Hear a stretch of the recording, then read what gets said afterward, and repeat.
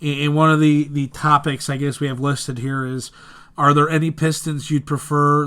I should say, are there any Pistons that have been included in trade talks that you prefer not, leave the roster, prefer not be moved? And I think we might all agree that Luke Kennard is that guy. But outside of Luke Kennard, is there a guy that's been rumored in trade talks that you'd prefer to see stay? D. Rose, Andre, Markieff, Langston. I'd say those probably are the big four guys. Then Luke would be the fifth.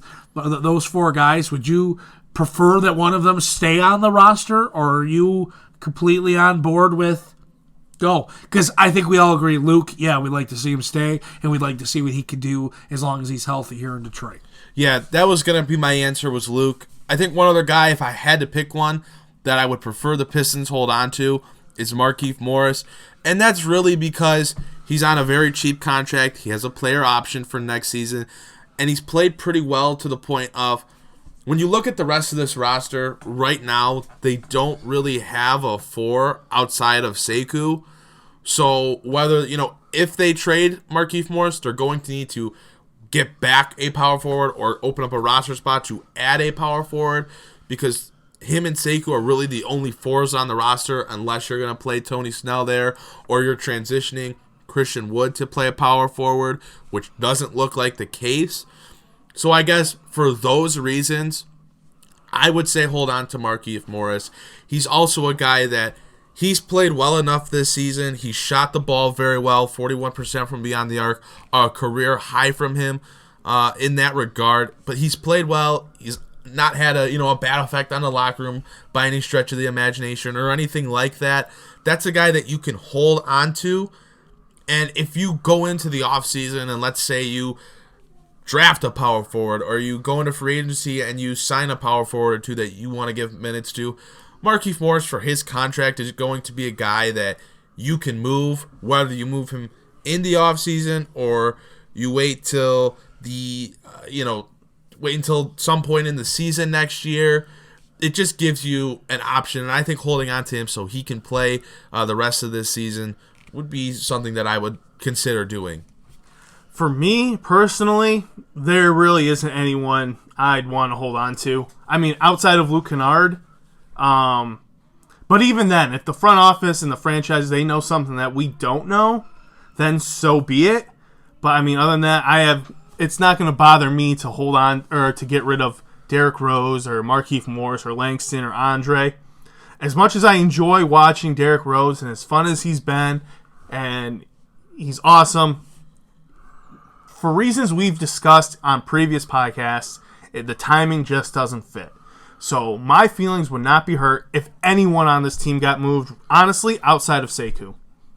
Not that they're looking to trade anyone and everyone on the team, but the only person that would really ruffle my feathers being traded, honestly, at this point, is Sekou. I feel you. It's kind of like there's no one else. I mean, even Christian Wood, that I enjoy watching play, and he could do some good things. Like, even watching the game versus Denver, where Detroit, big win. Why are we talking about selling at the deadline? They should be buying after that big W. An overtime victory over one of the top teams in the West, who may or may not have been playing without 3 or 4 of their top players. Bye. So, I don't know why we're not buying. That's a big win, but, Go get your Fred Van Vliet in the offseason, guys. Yes. So, nonetheless, now that I've completely lost my train of thought on my own fault. You're talking about trading Christian Wood. Yeah. Christian Wood struggled defensively in that game. He was getting frustrated, too. I mean, we were watching it. He goes out, he hits a 3. I think he put the Pistons up 87-84, goes into a timeout. He goes to the bench, and he's mother-effing himself. He's pissed because he had just gotten burned defensively. Hence why Thon played in overtime. Yeah, that is why Thon was in. So, it's like, yikes. But that's another discussion for another day. Yeah, I was just giving my answer off of, the guys that we've talked about and heard about in trade rumors. It kind of is a different question if you're talking about just the roster in general, which is kind of where I would want to hold on to a Bruce Brown. I really think highly of Bruce Brown.